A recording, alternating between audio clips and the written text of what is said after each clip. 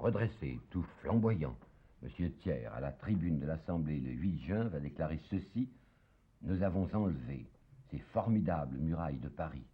Nous avons remporté une victoire immense, une des plus grandes victoires que l'ordre social et la civilisation aient jamais remportées. » Et puis il y a le lieutenant-colonel Henneberg, dans son livre La guerre des communeux, qui écrira « Honneur à l'armée qui vient d'accomplir ce prodige ». Monsieur Favre avait déclaré le 21 mai que l'ordre social serait vengé. Et le Figaro avait écrit un article qu'il faut absolument que je vous lise. Il est bref, mais il est bien remarquable. Nos soldats ont simplifié la besogne des cours martiales.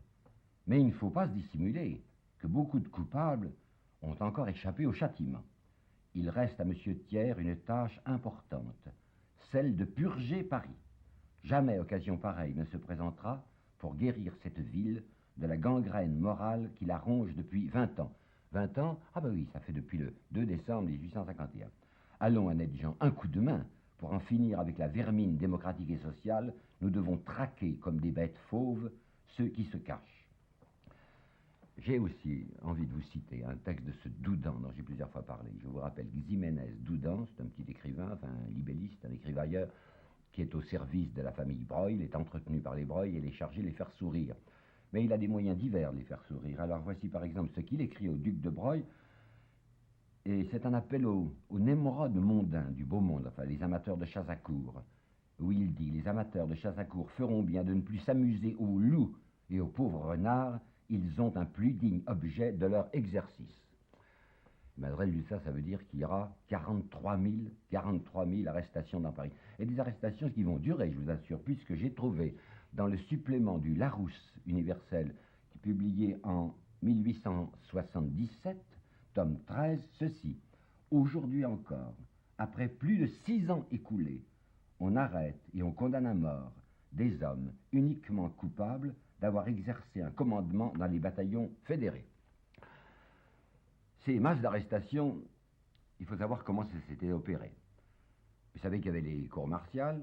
Les cours martiales envoyaient un certain nombre de gens immédiatement à l'abattoir, puis on en mettait de côté d'autres. Ces autres étaient groupés et on les conduisait hors de Paris. C'était le général Gallifet qui s'était spécialisé dans cette opération-là. Le général Gallifet avait une vengeance particulière à tirer de Paris parce que la commune l'avait bien maltraité dans ses caricatures. Je ne sais pas si vous savez que le général Gallifet était un petit personnage qui avait fait une brillante carrière grâce à sa femme surtout. Alors les caricatures parisiennes le représentaient couvert d'écailles. Il est certain que Madame de Gallifet avait été l'organisatrice des partouzes à Compiègne et qu'elle avait beaucoup payé de sa personne. Alors on le savait, et comme la commune s'était moquée de Gallifet, il avait une vengeance à tirer. Alors qu'est-ce qu'il a fait, Gallifet, qui était chargé de conduire les prisonniers? Eh bien, il expurgeait ses colonnes. Le 21 mai, le jour de l'entrée, devant le bastion 56, il avait regardé les prisonniers qu'on lui avait amenés, il les avait dévisagés un par un, puis il déclarait: « Tiens, vous avez l'air intelligent. » Alors du moment qu'il était intelligent, il était dangereux, alors immédiatement on le faisait fusiller. Le 26 mai, à la Villette, il va extraire comme ça 83 hommes et 6 femmes du groupe de prisonniers qu'on lui a confiés pour les amener à Versailles. Il les trouve intelligents, comme il dit toujours, supprimés. Le 28 mai, ça c'est un témoignage encore plus irrécusable puisque c'est un témoin neutre, c'est le reporter du Time à Paris. Il y avait une promenade, il en conduisait environ 2000 de prisonniers. Alors il leur avait fait faire une promenade sur les grands boulevards. Le 28 mai, c'est le dernier jour, c'est le jour où il y a le Père-Lachaise, c'est-à-dire les derniers combattants qui sont tués, et les grands boulevards sont nettoyés. Alors, à la tête de ces prisonniers, Gallifet faisait faire cette promenade en s'arrêtant devant les clubs chics, qui étaient justement sur les boulevards. Et il levait la tête, aux fenêtres, c'était couvert de gens qui l'acclamaient, et il présentait son troupeau. Mais alors il a eu une idée. Dès qu'il les a fait sortir de Paris, au-delà des retranchements, il les a de nouveau passés en revue. Et cette fois, ce n'était plus les airs intelligents qui l'intéressaient, c'était les cheveux. Lorsque les cheveux étaient blancs ou étaient gris, il disait: « Ah, il y a longtemps que vous êtes dans la bande, vous êtes de 48. Sortez des rangs. » Et alors il en a fait sortir 111 sur 200, immédiatement fusillés. Néanmoins, finalement, il y en a eu 43 000 qu'on va amener à Versailles. L'arrivée à Versailles était exceptionnelle, c'était à grande attraction. Et nous avons là un témoignage intéressant de Nadar. Ça vous dit quelque chose peut-être? Nadar, c'était le photographe chic de l'époque. se trouvait à Versailles, et en 1897, dans un article de la revue Blanche, il racontera ce qu'il avait vu. Il dit, on faisait défiler ces prisonniers, qui étaient entourés naturellement de gendarmes et de soldats en armes, on les faisait défiler dans la grande avenue de Versailles, il y avait des cafés chics, et la plupart de ces cafés regorgeaient de gens qui se précipitaient sur les prisonniers, les gendarmes souriaient, et en particulier, je me rappellerai toujours, disait Nadar, un gros monsieur qui était décoré, qui était hors de lui, et qui tenait sa canne par la hampe, et puis qui, avec le pommeau de sa canne, tapait sur la tête des gens. Mais les plus beaux, c'était les jeunes femmes. Les plus élégantes, c'était les plus déchaînées. Elles, c'était leurs ombrelles. Elles cherchaient les yeux des prisonniers avec leurs ombrelles, et j'en entends toujours une, dit-il, j'ai encore ça dans l'oreille, qui criait d'une voix suraiguë, « Arrachez-leur les ongles !» Alors une fois qu'on avait installé les 43 000 là, au château de Versailles et au camp de Satory, c'était devenu des ménageries qu'on allait voir. Comme ils étaient en soubassement, alors tous les gens convenables, enfin les honnêtes gens, venaient s'accouder et regarder les bêtes fauves. C'est produit à Satory le 24, quelque chose d'affreux. Il y avait 2 à 3 000, 2 500, je crois, hommes et femmes qui étaient là dans la cour des docks de Satory. Il avait plu. Ce 24, il y a eu une tentative de rébellion. Ils n'avaient pas vu le nombre des gendarmes qui étaient autour d'eux, il y avait pourtant des créneaux, et ils avaient essayé de se sauver. Alors on avait découvert des mitrailleuses, et on avait arrosé de mitrailleuses ces hommes et ces femmes.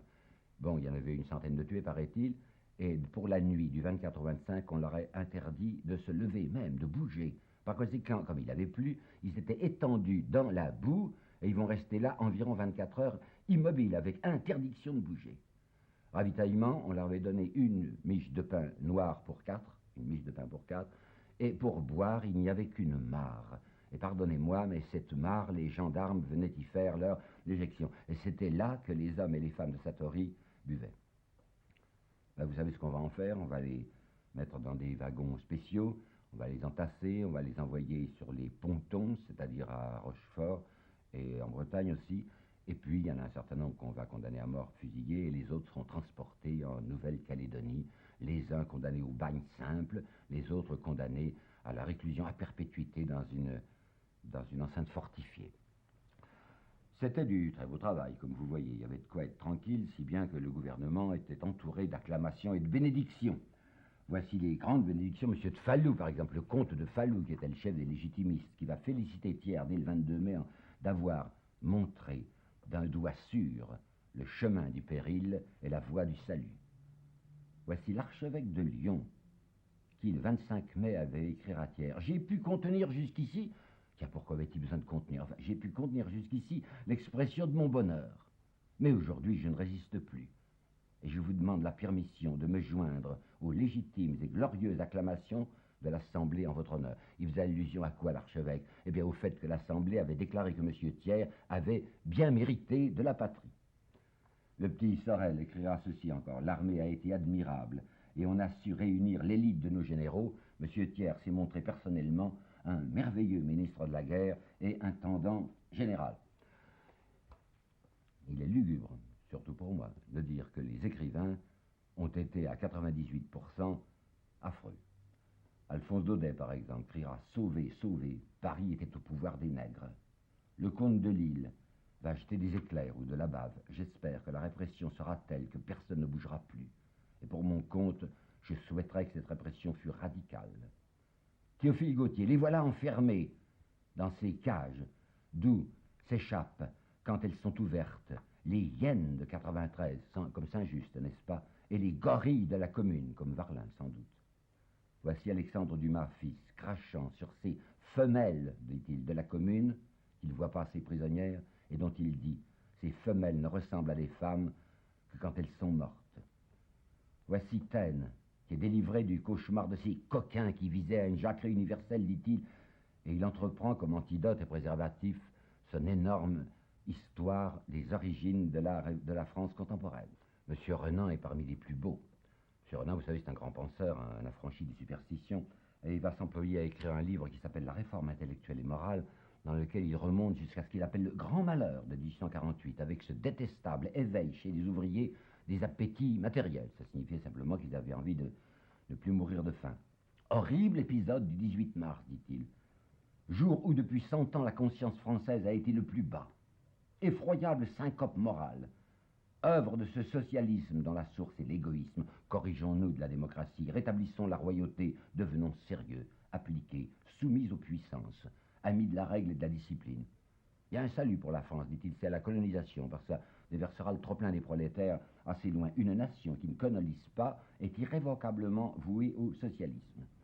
Et si les intellectuels peuvent se dispenser de la religion, il faut que la religion reste pour le peuple. Conservons au peuple son éducation religieuse. Abandonnons sans partage au clergé les écoles de campagne. Naturellement, les grandes écoles, non, mais pour les rustres, c'est utile. Il faut voir aussi le journal de Madame Sand, le cri qu'elle pousse. Mon mobilier est intact. Elle avait eu tellement peur qu'on lui vole ses meubles, mais non, eh ben, elle découvre que le mobilier est intact. Parce qu'on lui avait fait croire, comme à tout le monde, que les communistes et les communards étaient des pillards, et ils ne pillaient pas. Alors, vengeance, vengeance, crie-t-elle malgré tout le 5 juin. Les exécutions vont leur train, c'est justice et nécessité. Voilà comment parle la châtelaine. Il y en a un seul qui échappe à cette ignominie, c'est Victor Hugo. Vous savez que Hugo n'avait pas marché dans la commune. Il avait dit c'est une bonne chose mal faite. Et il avait raison, c'était en effet très mal fait. Alors il s'était occupé, après la mort de son fils Charles, de ses 2 petits-enfants qui vivaient à Bruxelles avec leur mère qui était belge, et il va offrir sa maison de Bruxelles aux réfugiés de la commune, à ceux qui ont pu s'échapper. Or, M. Jules Favre, ministre des Affaires étrangères, avait envoyé une circulaire diplomatique à tous nos postes, disant qu'il fallait intervenir auprès des autorités locales pour que ne soient pas acceptés les communards, pour que le droit d'asile politique leur soit refusé. Parce que, disait-il, ce sont des gens qui mettent en péril tout pays dans lequel ils se trouvent. Alors, ordre avait été donné aux agents diplomatiques français de peser sur les autorités locales pour leur demander immédiatement le refoulement de ceux-là. Et puis, lui, Favre disait, ensuite j'entamerai la procédure, s'il le faut, la procédure de rémission, d'extradition. Et bien, Hugo, qui est à Bruxelles, et qui sait que le gouvernement de Bruxelles a eu peur et a décidé, oui, c'est entendu, nous n'accepterons aucun communard chez nous. Hugo, par une déclaration publiée dans un journal belge qui s'appelle l'Indépendance belge, a dit, quant à moi, ma maison est ouverte. Résultat, il va être mis à la porte. Dès le lendemain, les Belges vont le refouler, il se repliera sur le Luxembourg. Et il publie toute une série de poèmes à ce moment-là pour protester. Je n'ai pas été avec vous lorsque vous étiez combattants, mais maintenant que vous êtes des victimes, je suis avec vous. Il va écrire un très beau texte, Ceux qu'on foule aux pieds. Monsieur, on en parle d'appétit matériel, et Victor Hugo répond, l'appétit a tort quand il est envie, mais il a droit quand il est la faim. Pauvre peuple, toujours proie et cible.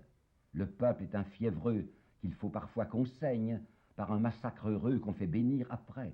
Comprenons qu'il est juste de faire arquebuser par M. Gallifet ces gens dont on a peur, même s'ils n'ont rien fait. On ne peut pas aller plus exactement et plus lucidement dans l'analyse de la commune. Ce qui est affreux à dire, c'est que Louis Blanc et Schellcher vont se désolidariser publiquement de ce fou dont Mme Sand écrit. Victor Hugo est tout à fait toqué et Sarcey, l'homme du drapeau tricolore, va l'appeler vieux pitre. Et bien, malgré toutes ces joies et toutes ces acclamations, une sorte de peur persistait. Il faut dire que Victor Hugo avait prononcé publiquement la phrase que voici, on n'est pas quitte avec un problème pour en avoir sabré la solution. Et Rossel, dont on ne connaîtra pas immédiatement la parole, c'est après sa mort qu'on lira ceci. Rossel avait écrit ces mots auxquels je souscris entièrement. Qu'est-ce que la commune? Un combat d'avant-garde, mal engagé et perdu. Lys Sagaraï, qui écrivait dans l'Action pendant la Comédie, avait pu se sauver, lui qui se réfugiera à Bruxelles, parce que finalement les Belges autoriseront les communards, malgré la pression française, à rester sur leur sol, comme la Suisse le fera aussi. Lys Sagaraï, dans le livre sur la commune qu'il écrira en 1976, dira pour comprendre la commune, il faut savoir que c'est un mouvement qui vient des entrailles profondes du siècle. J'ai essayé de vous expliquer ça déjà. Retenez bien ceci, c'est un mouvement confus, c'est un mouvement opaque et obscur de pauvres gens qui voudraient cesser d'être absents sur la scène de ce monde où se joue leur destin. Eh bien, c'est vrai qu'ils sont là persistants, ils sont là qui vont essayer de continuer. Et Marx a bien raison quand il dira, oui, la commune a échoué en soi, mais cependant, la grande mesure sociale de la commune, c'est d'avoir posé en acte sa propre existence. Et le 17 avril, écrivant à son ami Kugelmann, il disait sans doute qu'ils vont être écrasés, les communards, mais quelle que soit l'issue de la lutte, le moment aura constitué un nouveau point de départ d'une importance historique universelle. Il a raison. C'est pour ça que ce n'est pas absurde que les Russes, au moment de leur révolution, et donné le nom de la Commune à un des premiers cuirassiers soviétiques. Et ce n'est pas absurde non plus que Lénine ait désiré être enseveli dans les plis d'un des drapeaux rouges des fédérés. Au moment où les gens poussent des cris de joie dans Paris, où les possédants sont contents, frémissent d'aise, il y a un garçon qui s'appelle Eugène Potier, membre de la Commune, qui lui a échappé, mais qui est resté caché dans une mansarde de Montmartre. Et c'est dans cette mansarde de Montmartre, en juin 1871, qu'il va écrire en tâtonnant un texte dont je vous citerai quelques mots. Debout, les damnés de la terre, debout les forçats de la faim, peuple esclave, debout, debout, groupons-nous, et demain, l'international sera le genre humain. Ben, ce n'est pas autre chose que ce que Pidi appellera en 1899 l'immense et grave international. Maintenant, c'est le retour à l'ordre. Hein. Thiers, il est assez confiant. Il dit, oh, nous en avons au moins pour 100 ans de tranquillité. Il est vrai que peu à peu, il deviendra moins affirmatif et qu'il dira, sinon pour 100 ans, du moins pour 50 ans. Et même, il dira à Fabre en 75, je crois, nous en avons pour 30 ans de tranquillité. Vous savez, c'est la seule chose qui l'intéresse, 30 ans, étant donné qu'il est très vieux, qu'il a 75, 77 ans, et qu'il se dit, enfin, moi je serai mort à ce moment-là, après moi le déluge. Mais après ce que j'ai fait, après la leçon que j'ai donnée, le sol de Paris est jonché de cadavres, ce spectacle après servira de leçon, c'est le mot qu'il a employé, on peut croire que la société pourra être rétablie à un bon moment sur ses bases. Pour être bien rétablie sur ses bases, la société, il faut qu'elle se défende contre le mouvement le plus dangereux qui peut la menacer, à savoir l'international. L'Association internationale ouvrière va être la cible des mesures que va prendre le gouvernement. Il est parfaitement vrai que l'Association internationale ouvrière était très redoutable parce qu'ils avaient décidé, ces gens-là, de procéder à l'affranchissement de la classe ouvrière. Ils avaient dit il n'y a rien de sérieux qu'on puisse faire du point de vue politique si l'on ne commence pas par libérer les esclaves. Notez qu'ils ne voulaient pas à ce moment-là agir par la violence. Ils espéraient, à la façon dont vous avez vu qu'agissaient Frankel ou Varlin, ils espéraient des associations ouvrières librement constituées et qui feraient trash d'huile, enfin qui feraient des associations libres avec rapport direct du producteur au consommateur. Mais enfin, ils avaient touché le fond du problème, à savoir qu'il fallait une libération économique du prolétariat.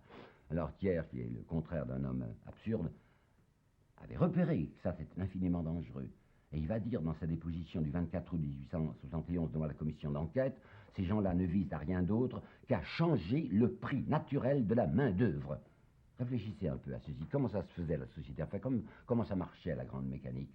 Ben, on avait ce que Victor Hugo appelait la cariatide, hein, c'est-à-dire cette grande masse, ce grand nombre commandé par le petit nombre. Ce grand nombre était nourrissant pour le petit nombre. Et voilà que cette cariatide se mettait à bouger, cette cariatide réclamait, les gens qui nourrissaient ceux qui étaient assis sur leurs épaules demandaient d'être payés un peu davantage, c'était ce qu'il fallait à tout prix éviter. C'est pourquoi l'international va devenir la cible préférée de tous ceux qui pensent bien. Le comte Daru va dire par exemple dans son rapport sur le 4 septembre, il est difficile de croire que l'international n'ait pas été dès le premier jour à la tête du mouvement.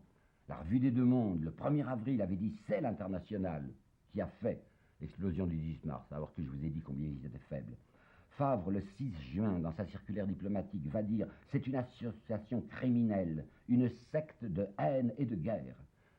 Bourbaki, qui est devenu chef de la 8e division militaire, signale à Thiers des infiltrations de l'international au conseil municipal de Lyon. Il y a une révolte en Algérie.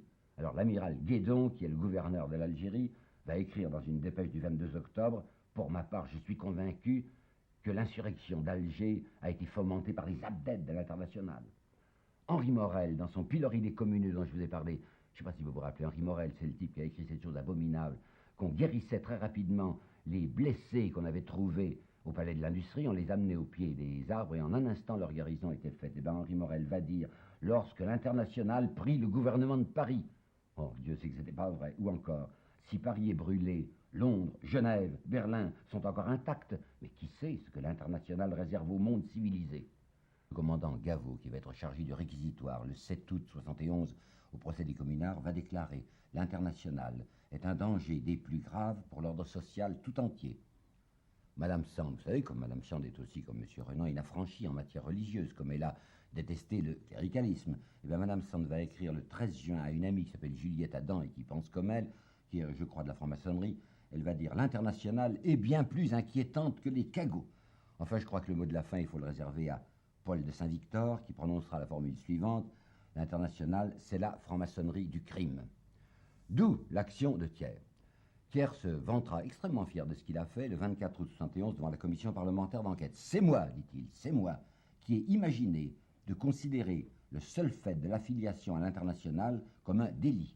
C'était pour moi un devoir de conscience, comme pour tous les amis de l'ordre social en Europe. D'où la loi Dufaure, dont je voudrais vous lire l'article essentiel. Tout Français qui s'affiliera ou restera affilié à l'Association internationale des travailleurs sera puni d'un emprisonnement de 2 mois à 2 ans et d'une amende de 50 francs à 1000 francs. Il sera en outre privé de ses droits civils, civiques et de famille. À l'expiration de leur peine, les contrevenants seront placés sous la surveillance de la haute police toute leur vie. C'est normal, vous savez, quand on voit ce que disait par exemple un certain général du Temple dans une lettre qu'il écrivait à Jules Simon, le ministre de l'Instruction publique et des Cultes. Il écrivait ça le 11 septembre 71, et il lui dit: il n'y a que 2 partis. D'un côté, les honnêtes gens, toujours ce mot, d'un côté les honnêtes gens, de l'autre, les gens de la commune et leurs souteneurs. Entre les 2 groupes, les seuls rapports qui peuvent exister sont ceux de président de cour d'assises à assassin. Avec une vulgarité consciente. J'avais dit l'autre jour, le retour à l'ordre, c'est le triple triomphe du sabre, du goupillon et du coffre-fort. Il faut que j'illustre ça par des preuves. Triomphe du goupillon. Eh bien, il faut savoir que tout de suite, dès que le gouvernement reprendra sa stabilité, on verra M. Jules Simon, ministre de l'Instruction et des Cultes, mériter les félicitations de M. Adrien Dancette. Adrien Dancette a écrit il y a quelques années un livre qui s'appelle « Histoire religieuse de la France contemporaine », et il félicitera M. Jules Simon, ce grand spiritualiste, d'avoir été si compréhensif à l'égard des intérêts religieux. Alors, qu'est-ce qu'il va faire, Jules Simon? Il va d'abord faciliter l'érection de cette grande basilique de Montmartre, que vous connaissez aujourd'hui, ce qu'on appelle le Sacré-Cœur. Mais il faut savoir la destination du Sacré-Cœur. Premièrement, c'est à l'emplacement même des fameux canons de la Commune, les canons 18 mars. C'est là pour effacer cet horrible souvenir. Ça sera un monument expiatoire. Deuxièmement, on avait obtenu avec M. de Falloux en 1850 la liberté de l'enseignement secondaire. Ça voulait dire liberté de l'enseignement. Vous savez que jusqu'alors il y avait le monopole universitaire et qu'on présentera longtemps la loi Falloux comme une loi de liberté, puisqu'en effet on autorisait quiconque, et en particulier les congrégations religieuses, à avoir des écoles à elles. Seulement ce qu'il faut savoir, c'est que l'Église, enfin les cléricaux, que je distingue de l'Église, gagnaient sur les 2 tableaux, puisque d'une part, ils avaient maintenant le droit d'avoir leurs écoles confessionnelles, et que d'autre part, l'enseignement de l'État lui-même passait sous le contrôle ecclésiastique. Étant donné que dans chaque circonscription académique, qu'on appelle quoi, les académies de province, le conseil supérieur académique était présidé par l'évêque. Eh bien, on avait oublié l'enseignement supérieur. M. Jules Simon va réparer ça. Il y aura maintenant des facultés libres, c'est-à-dire des facultés catholiques. Et il n'oubliera pas de réserver 4 fauteuils à l'épiscopat au conseil supérieur de l'instruction publique. Il faut vous dire que M. Thiers, d'après un journaliste qui s'appelle Hector Pessard et dont je vous ai déjà parlé, exécrait les instituteurs, qu'il refusait l'augmentation de traitement et qu'il favorisait les écoles congréganistes. Il y avait des pèlerinages parlementaires, des quantités de ces pèlerins parlementaires qui allaient chaque année, je ne sais pas moi, à la Salette, à Lourdes et à Chartres. Et il y avait une crue extraordinaire des vocations, si l'on peut dire, des vocations congréganistes. Je vais vous donner un chiffre. La crue des congrégations, hommes et femmes. En 1851, il y avait 37 000 moines ou religieuses en France. Vous avez suivi, hein? En 51, 37 000. En 1877, 157 000, c'est-à-dire 5 fois plus. Il faut aussi ajouter que le pape était extrêmement content de ce qui se passait en France. Le pape s'appelait Pie IX, c'était le pape du syllabus, qui va envoyer une lettre manuscrite, ce qu'un pape ne fait jamais, mais cette fois oui, une lettre manuscrite à M. Thiers en avril 1872, où pour le féliciter de son action, je cite, contre la commune, l'internationale et toutes ces institutions destructrices de la société. Voilà pour le goupillon. Mais le sabre est beaucoup plus important. Vous savez, en 1848, on s'était beaucoup appuyé sur le clergé, parce qu'il y avait encore des quantités de gens, surtout les analphabètes, qui croyaient à ce que leur racontaient les curés. Mais en 1871, il y avait déjà une vaste décrue de la croyance, ce que les gens appelaient la superstition. Alors bon, c'était utile tout de même d'être gentil avec le clergé, mais c'était bien plus utile d'être bien avec l'armée. Alors le 8 juin, M. Thiers s'était défini ainsi. « Je suis un homme qui aime le soldat comme on aimerait son propre enfant. Et il va ajouter l'année suivante, nos régiments sont aujourd'hui la partie la plus édifiante de la population. Le 29 juin 71, il s'était passé à Longchamp quelque chose d'admirable du point de vue martial. 120 000 hommes en tenue de guerre avaient défilé à Longchamp, là vous savez où il y a les courses. Et M. Thiers occupait l'ancienne loge impériale, et le journaliste Pessard, qui n'est pas un mauvais esprit, vous savez, qui est un Versaillais, dirait il était beau à voir M. Thiers, tellement il était content quand les soldats passaient, et lorsque les fanfares défilaient, il marquait le pas à la tribune. Alors là, j'ai quelque chose à ajouter, à préciser, qui me paraît assez important et qu'on ne dit guère. Voyons, les conservateurs, les honnêtes gens, comme ils disaient eux-mêmes, les honnêtes gens, vous avez vu quelle était leur attitude en 1870-71 ? Ah, ils étaient les moins nationalistes qu'on peut imaginer, les moins patriotes, les moins chauvins qu'on puisse imaginer, puisqu'ils avaient été tout de suite d'accord pour livrer à l'ennemi, enfin à l'Allemagne, l'Alsace et la Lorraine. Et ils couvraient de dérision ceux qu'ils appelaient les à outrance, c'est-à-dire ceux qui voulaient poursuivre la guerre à outrance. Eux, comme dira Thiers en souriant, et en le comprenait très bien, ils étaient pacifistes à outrance. Alors comment diable ça se fait-il que, peu de temps après, dans la politique intérieure française, ce sera la droite qui sera la plus nationaliste. Au moment de l'affaire Dreyfus, vous vous rappelez quel culte les conservateurs portaient à l'armée. Les généraux étaient autrement respectés par eux que ne l'étaient même les prêtres ou le pape. On confondra droite et nationalisme. Vous savez bien l'action française de Maurras, la France seule. Alors comment expliquer ce renversement extraordinaire? Mais voyons, c'est bien facile, ça crève les yeux. On s'est aperçu depuis la répression de la Commune de ce qu'on va appeler le rôle social de l'armée. L'armée est là comme palladium de la société. Ce sont les mots précis, exacts, que Bazaine avait employés le 10 octobre 1870 lorsqu'il avait proposé à Bismarck de neutraliser son armée du côté de l'envahisseur et d'en faire un instrument de guerre civile. L'armée doit être aujourd'hui, disait Bazaine, le palladium de la société. Eh bien, M. Émile Zola, dans un beau livre qui s'appelle Travail, mettra en scène en 1901, je crois, un capitaine qui s'appelle le capitaine Jolivet. C'est un personnage à peine caricatural, je vous assure.